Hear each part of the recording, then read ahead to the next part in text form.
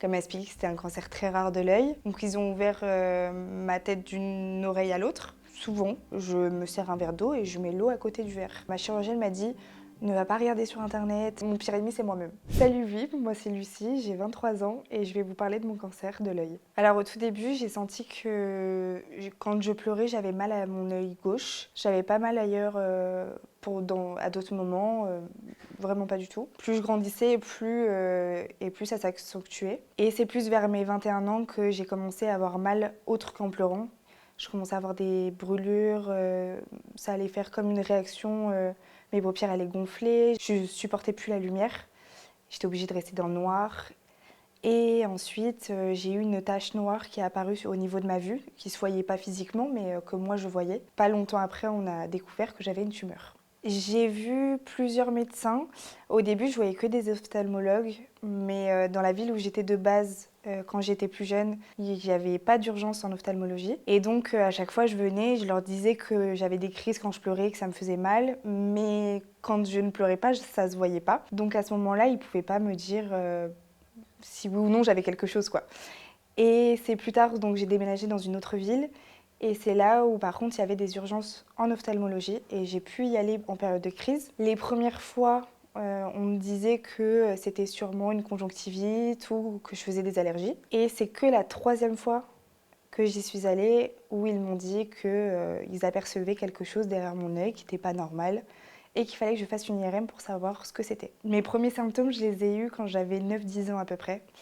Et l'IRM, je l'ai faite à mes 21 ans. Quand j'ai fait l'IRM, j'ai eu les résultats 2-3 jours après. On m'a annoncé donc que j'avais une tumeur qui normalement était bénigne et que c'était très rare que ce soit malin. Donc ma chirurgienne m'a beaucoup rassurée. Donc à ce moment-là, je me suis pas... ma vie ne s'est pas effondrée à ce moment-là. J'étais plutôt positive. Je me disais que bon, bah, elle était plutôt confiante qu'elle allait l'enlever. Elle m'a expliqué comment elle allait faire, quelle cicatrice j'allais avoir, qui serait une très jolie cicatrice d'ailleurs. J'ai dû faire une deuxième IRM pour savoir si on devait m'opérer d'abord ou si on devait faire une biopsie. Au moment de l'opération, j'étais pas encore au courant si c'était bénin ou malin. Mais on restait assez positif sur le fait que ce serait bénin. Après l'opération, ils ont décidé d'envoyer la tumeur en analyse. Et c'est 1 mois et demi après que j'ai eu le diagnostic du coup. J'ai été convoquée, le matin même, ma chirurgienne m'a appelée pour me demander si je pouvais venir accompagner, que ce serait mieux. Donc à ce moment-là, j'ai senti que ça allait pas et de base, je devais y aller sans aucun de mes parents. Donc ma mère m'a annoncé qu'au final, elle comptait vraiment venir à la dernière minute et m'accompagner. Et donc, ça a été rassurant pour moi d'être avec ma mère à ce moment-là. Quand je suis arrivée au rendez-vous, j'ai senti ma chirurgienne beaucoup plus fermée, beaucoup moins souriante que les autres fois. C'était différent. Je sentais qu'il y avait vraiment quelque chose qui n'était pas normal. Et en plus de ça, le fait qu'on me donne les résultats 1 mois et demi après l'opération, je me doutais au fond de moi qu'il y avait quelque chose qui n'était pas positif, mais j'essayais quand même de rester positif. Et donc quand on m'a annoncé que c'était finalement donc un carcinome adénoïde kystique de la glande lacrymale, au départ le nom il était bizarre, on se demande ce que c'est et un peu plus d'explications. Comme elle m'a expliqué que c'était un cancer très rare de l'œil.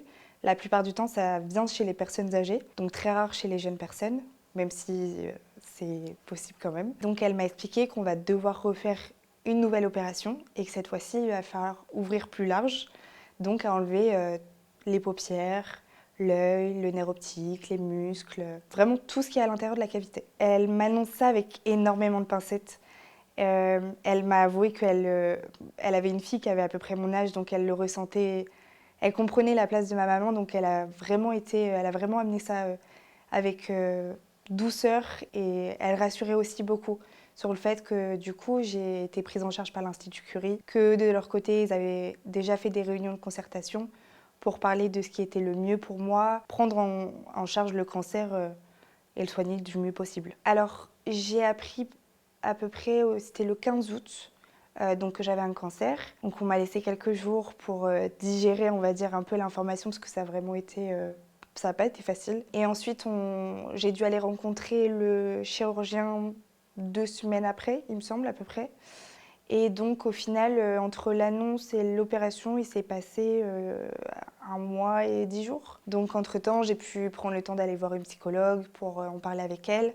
parce que je me voyais paniquer en voiture en allant à l'hôpital, en demandant que non, finalement, je voulais pas me faire opérer, je voulais garder mon œil et puis tant pis. Mais bon, ma chirurgienne m'avait quand même expliqué que si je voulais vivre, il fallait que j'enlève mon œil. Donc bon, ça fait réfléchir quand même. Et puis ma psy m'a aussi rassurée, m'a fait accepter un peu mieux l'opération qui allait arriver. L'opération s'est très très bien passée. J'ai eu un peu la surprise de me réveiller sans rien y voir, parce que j'avais donc un bandage tout autour de la tête et on m'a annoncé que j'allais le garder pendant 48 heures. Donc ça faisait un peu bizarre du coup de ne pas pouvoir se repérer dans l'espace, c'était assez particulier. Mais au final, je l'ai vachement bien vécu et tout s'est très très bien passé. L'opération, il me semble qu'elle a duré 4 heures. La reconstruction de ma cavité, elle a été faite en même temps, ça a été une seule et même opération. Donc ils ont ouvert ma tête d'une oreille à l'autre. Ils ont rabattu un peu voilà, tout ça. Et ils ont tout enlevé et tout reconstruit en même temps. Et puis après je me suis réveillée avec ce gros bandage et des redons en même temps. J'ai été tellement bien entourée que c'est ce qui m'a fait aussi réussir à passer. Et on prend vachement les choses dans ma famille avec humour, ce qui aide beaucoup à surmonter tout ça. Moi, en vrai, je me suis dit qu'il fallait dans tous les cas passer par cette opération lourde pour continuer à avancer et à vivre pleinement de ma vie. Et au final, ben, même si ça fait peur de perdre un œil, parce que c'est vraiment pas une information facile à accepter, et ben, au final, je vois très bien et je vis très bien avec un seul œil. Alors il y a forcément un très long temps d'adaptation à faire au début, mais c'est pas insurmontable. C'est pas facile, mais pas insurmontable. Je vais peut-être aller dans un centre, effectivement, qui est à côté de chez moi, pour qu'ils m'aident pour des gestes. Par exemple, souvent, je me sers un verre d'eau et je mets l'eau à côté du verre. Donc, pour des petits gestes comme ça, effectivement, ils vont pouvoir m'aider. Mais sinon, en règle générale, ça va. Donc, c'est plus au niveau des reliefs que je vois moins bien. Des fois, j'ai l'impression que quelque chose est plat alors que pas du tout, ou vice-versa. Et même la distance, des fois, par exemple, je vais me garer à côté d'une voiture, j'ai l'impression que je suis très serrée, alors qu'au final, pas du tout. Je suis assez loin de l'autre voiture. Donc, c'est vraiment plein de petites choses comme ça auxquelles il faut s'habituer. Alors, j'ai fait un TEP scan et une IRM début septembre. Donc, pour l'instant, l'IRM et le TEP scan ne montrent pas de cellules cancéreuses et pas de métastases. Parce que j'avais un risque de métastase aussi dans les poumons, dans le foie aussi, il me semble. Et pour l'instant, pas de signes. Mais le souci, c'est que moi, c'est un cancer qui est lent et agressif. Donc pour l'instant, on ne peut pas annoncer ma rémission, mais en tout cas, on est sur la bonne voie. La période la plus difficile, je dirais, ça a été en premier l'annonce, où vraiment, moi, au départ, elle a amené le diagnostic en disant que j'avais un cancer. Souvent, quand on parle de cancer, on s'attend à faire de la chimio, que voilà, ça va être chimio, radiothérapie. Je ne m'attendais pas forcément à ce qu'on m'annonce une opération lourde comme celle-là. Donc là, ça a été plus compliqué à digérer. Il m'a fallu... les premières heures ont été les plus dures. Après, j'ai réussi à... J'ai délégué pour faire un peu l'annonce aux autres. J'ai délégué à ma mère pour tout ça. Mais c'est pour ça que j'ai ressenti vraiment le besoin d'aller voir une psychologue pour qu'elle m'aide, aussi parce que c'est quelqu'un de neutre. C'est pas quelqu'un qui est proche de moi. Donc... elle a pu me rassurer et aussi m'aider à évacuer toutes les émotions que je gardais en moi parce que je suis quelqu'un qui garde énormément et qui met un joli masque souvent devant son visage. Donc ça a été plus, oui, l'annonce et ensuite les quelques jours avant l'opération. Ça a été je me faisais plein de films dans ma tête. J'allais vraiment limite vriller avant l'opération et à dire non mais vous m'emmenez pas, vous me laissez chez moi, je reste chez moi, je ne vais pas à l'hôpital, je ne fais pas cette opération et j'avais vraiment cette image de moi comme ça et justement encore une fois la psychologue m'a aidée à surmonter tout ça et à le prendre un peu plus apaisé avant d'aller à l'opération. Quelques mois après l'opération, j'ai dû faire 41 séances de protonthérapie. Donc la protonthérapie, c'est assez différent de la radiothérapie. C'est vraiment localisé sur les cellules cancéreuses et ça ne touche pas ce qu'il y a autour. Et donc je l'ai fait pendant 2 mois.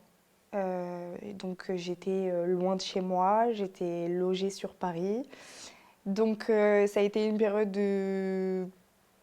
Ça allait à peu près parce que j'avais toujours quelqu'un avec moi. J'avais toujours ma famille qui venait m'accompagner, ils se sont relayés, il y a eu un planning de construit pour venir chacun à leur tour passer les semaines avec moi. Donc ça a été vraiment un point fort dans cette épreuve. Les séances à chaque fois se sont très bien passées, alors j'ai été très rouge, mais j'avais une crème aussi parce que ça pouvait brûler la peau. J'ai perdu tout le devant de mes cheveux quand même, mes cils et mes sourcils. C'est vraiment plus physique où ça a été plus dur de voir mes cheveux tomber, d'avoir cette sensation de cheveux qui tombent parce que ça fait mal. Mais sinon, après, oui, ça a été. J'ai pas trouvé ça insurmontable. Ça a été plutôt bien. Sachant que le personnel aussi était adorable, donc ce qui aide beaucoup. Alors, j'ai pas annoncé moi-même pour tout le monde. Je l'ai fait surtout pour mon père qui travaillait à l'étranger, pour ma sœur, qui est la première personne que j'ai appelée en sortant, mon copain aussi. Mais le reste, j'ai délégué pour mes grands-parents. Et si j'ai moi-même annoncé à mes amis les plus proches qui après l'ont relayé à des amis un peu plus éloignés. Mais sinon, les premières annonces, oui, c'était moi. Après, j'ai délégué à ma mère. Ça faisait trop d'annonces d'un coup. Mon entourage m'a rassurée en disant qu'ils allaient être là pour moi, qu'on allait être encore plus soudés. Et ce qui a été vrai, parce que j'ai vraiment eu un soutien incroyable de mes parents qui ne se parlaient plus de base et qui, du coup, se reparlent et se sont ressoudés, on va dire, pour moi, et ce qui est encore plus magnifique. Avant, je me posais, quand j'étais encore en bonne santé, etc., je me prenais beaucoup la tête avec mes amis, et si on s'embrouille, enfin plein de choses comme ça. Et en fait, maintenant, je suis plus... si t'as envie d'être dans ma vie, t'es dans ma vie. Si t'as pas envie d'y être, bah, t'y sors. Avec plaisir, et la porte elle est par là. Et puis, alors qu'avant j'étais plus à être un peu dégoûtée de ne plus parler à une personne. Bah maintenant je me pose plus ces questions-là. Et maintenant je suis plus, depuis la maladie, je suis plus en mode, il y avait une Lucie avant et il y a une Lucie maintenant et qui sera la Lucie du futur.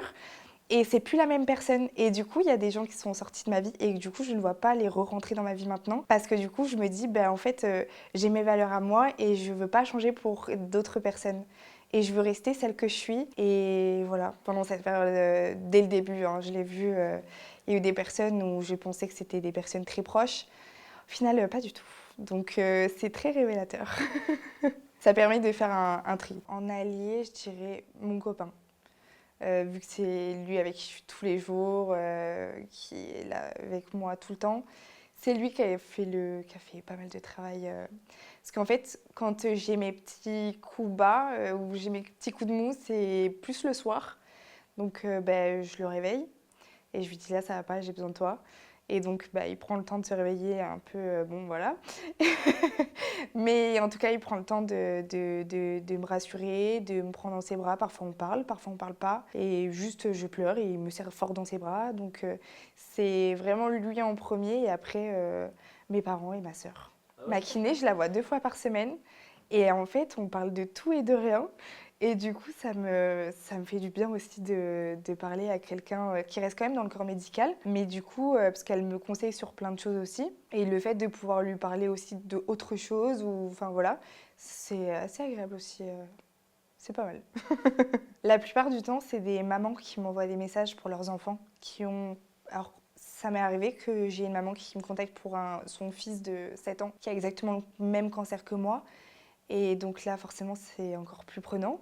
Mais aussi des mamans qui ont des enfants aussi avec un cancer, donc perdent un œil, ou même un cancer autre qui n'a rien à voir avec le mien. Et je trouve du coup c'est encore plus touchant et c'est là où elles me disaient elles-mêmes que de voir moi mon parcours, ça les aide beaucoup et que ça les rassure, qu'elles se disent que voilà, c'est des étapes qui sont compliquées mais pas insurmontables et du coup ça leur envoie plein de bonnes choses. Donc j'aime leur faire passer des messages aussi comme ça en leur disant c'est vrai que c'est dur, même en tant que maman, je comprends que ça peut être dur, mais voilà, il faut que vous soyez forte, il faut que vous soyez positive, parce que moi, on me dit tout le temps positif, assure positif. Donc vraiment, je leur dis tout le temps, il faut rester positif et avoir le sourire et penser que ben, la vie, elle s'arrête pas là et qu'il faut la continuer et que c'est pour pouvoir la continuer qu'on est obligé de passer par tout ça. On passe un petit nuage de turbulence et puis après, le ciel est bleu, donc il faut arrêter de vouloir rentrer dans les cases des autres pour plaire ou pour satisfaire les autres de notre propre physique qu'il faut arrêter de... Il faut se satisfaire soi-même, quoi. Enfin, déjà, si on s'aime nous-mêmes, on pourra aimer les autres. Donc il faut être naturel et si on a envie d'être comme ça, on est comme ça et pas autrement. Il faut pas se forcer. Alors l'acceptation de soi, elle est très compliquée. Ça a été, encore aujourd'hui, je pense que ne m'accepte pas à 100%, même si j'essaye du mieux que je peux. Il y a quand même des fois où il y a des baisses de morale où je me dis... je regarde les anciennes photos de moi avec mes cheveux longs, mon visage sans cicatrice. Je me dis, mais j'étais jolie en fait. Et il y a des moments où, du coup, aujourd'hui, je me trouve moins jolie qu'avant. Et il y a des jours où je me trouve au final avec un plus joli charme, que c'est mon truc à moi, on va dire. Mais ça se fait petit à petit. Et en fait, de l'expliquer sur les réseaux sociaux, ça aide aussi vachement à prendre confiance en soi. Et encore une fois, j'ai fait plusieurs rendez-vous chez ma psy qui, elle aussi, elle me dit non mais arrête de te poser 3000 questions, tu es toi et c'est ça qui te rend jolie. Donc c'est vraiment, ça se fait au fur et à mesure, ça prend du temps, parce que du coup ça fait maintenant plus d'1 an que j'ai plus mon œil. Mais le fait aussi d'avoir une prothèse oculaire qui se rapproche le plus de la réalité, ça aide encore plus et c'est magnifique. Et surtout que moi au départ on m'avait dit que j'aurais plus mes paupières et mon chirurgien qui m'a opérée m'a dit t'as 22 ans, je prends pas le risque. Je prends le risque plutôt de te les laisser et à la rigueur, on te les enlèvera si vraiment on peut pas les garder. Mais moi, je te les laisse et parce que sinon, ça aurait pas du tout été le même visage. Ça aurait pas été juste une prothèse oculaire, ça aurait été ce qu'on appelle une épithèse, donc vraiment une reconstruction de la peau, des sourcils, des cils, enfin vraiment de tout. Et c'est ça aussi qui m'a un peu rassurée et remonté le moral, on va dire. Quand j'ai appris pour mon cancer, j'ai directement... Alors ma chirurgienne m'a dit ne va pas regarder sur internet l'opération, la maladie, etc. C'est le premier truc que j'ai fait en rentrant chez moi. J'ai directement été sur les réseaux, j'ai tapé le nom de mon cancer, j'ai vraiment regardé tout ça. Et en fait, finalement, j'ai pas trouvé de personnes qui en parlaient. Et je me suis dit, en fait, s'il y a d'autres personnes qui ont le même et qui se posent plein de questions, en fait, je vais en parler et ça va être peut-être les aider, peut-être pas, mais je me suis dit pourquoi pas. Et il y avait aussi ce fait de dire c'est un cancer que je ne pourrais pas cacher, donc autant que je me crée un compte exprès. Et au moins les gens ils sauront ce que j'ai, ils connaîtront, ils pourront suivre mon parcours. Et même pour mon entourage qui est un peu plus éloigné, à qui forcément c'est pas des gens que je parle tous les jours, ils peuvent continuer à voir l'évolution, ce que je traverse, etc. Donc c'était aussi un moyen pour moi de me soulager, de me dire je vais pas encore raconter pour une énième fois tout ce qui se passe. Donc c'était plus libérateur qu'autre chose de pouvoir en parler sur les réseaux sociaux. Je sais pas trop comment l'expliquer, mais le fait d'avoir une famille vraiment unie et soudée dans ce genre de moments-là, c'est ça qui m'a vraiment rassurée en me disant en fait je vais pas mener un combat toute seule, je vais avoir du monde derrière moi qui va m'aider, qui va m'élever en plus de ça. Donc c'est vraiment le fait d'avoir un très très bon entourage qui m'a aidée. C'est pas que moi, pas que En fait c'est vraiment un tout. Un tout. Avant, je me posais pas du tout la question de est-ce que je m'acceptais ou pas. Je me posais vraiment pas la question et maintenant, je me la pose beaucoup plus. Ça me trotte beaucoup plus dans la tête. Et au début, après les opérations, j'avais les paupières fermées. Donc là, c'était plus compliqué de m'accepter. Mais là, maintenant, avec la chirurgie que j'ai faite, parce que j'ai fait aussi du coup un peu de la chirurgie esthétique pour reconstruire tout ça, parce que j'étais très creusée, etc. Là, je commence à du coup beaucoup mieux m'accepter que ce que c'était au tout début. Ça a vraiment changé la vision des choses que j'avais avant. En fait, j'ai pas le problème de sortir. En fait, c'est vraiment... En fait, comme on dit souvent, mon pire ennemi, c'est moi-même. Et c'est vraiment mon démon à moi que je combats à me dire mais arrête de te poser des questions et de te matrixer à dire que c'est pas beau ou quoi que ce soit. Non, en fait, c'est pas vrai. Donc c'est plus ça. Le regard des autres, j'en ai limite pas grand-chose à faire. C'est plus mon entourage qui a les yeux sur le regard des gens, sur moi, qui me dit ah, j'ai vu quelqu'un qui te regardait bizarre ou qui fait une petite mèche basse, des choses comme ça. Moi, je le vois jamais. Ma première petite victoire, c'est quand j'ai reçu le résultat du TEP scan, donc pour savoir si j'avais des métastases ou pas, et un peu plus voir si au niveau de la cavité j'avais des cellules cancéreuses. Et quand j'ai reçu que le résultat et qu'il y avait écrit que non, qu'il n'y avait rien, que ce soit moi ou mon entourage, on l'a tous pris comme une mini victoire en se disant waouh, trop cool quoi. C'est plus la fin que le début, donc j'espère que ça continue sur cette lancée-là. De toute façon, je veux continuer après, même ma réémission annoncée, continuer à montrer, parce que je vais avoir encore plein d'opérations pour continuer à améliorer mon visage, etc. J'ai envie de continuer à montrer à tout le monde ce que je continue, enfin l'après-cancer, on va dire. Il y a des questions qui se posent, mais pas encore trop de... Juste des passages dans ma tête. Pour moi, il n'y a pas de normalité. Chacun est comme il est et... Ouais, il y a pas... Pour moi, ça n'existe pas quelqu'un de normal ou basique. Pour moi, il y a pas de ça. Pourtant, avant, je pensais qu'il y avait des personnes normaux et d'autres non, alors que pas du tout. Ça change vraiment la façon de penser. Je suis extrêmement fière de moi. Je peux pas... quand je vois comment j'étais si stressée, si mal avant l'opération, etc., comment je me rongeais la tête, enfin le cerveau toute seule, que là maintenant je me dis mais en fait c'est trop cool, t'arrives à en parler, t'arrives à motiver des personnes, à faire connaître les risques, etc., et à faire découvrir aussi ce concept qu'on n'en parle pas. Donc franchement je peux pas ne pas être fière de moi. Il faut être fière de soi. Soyez comme vous êtes, vivez la vie à fond.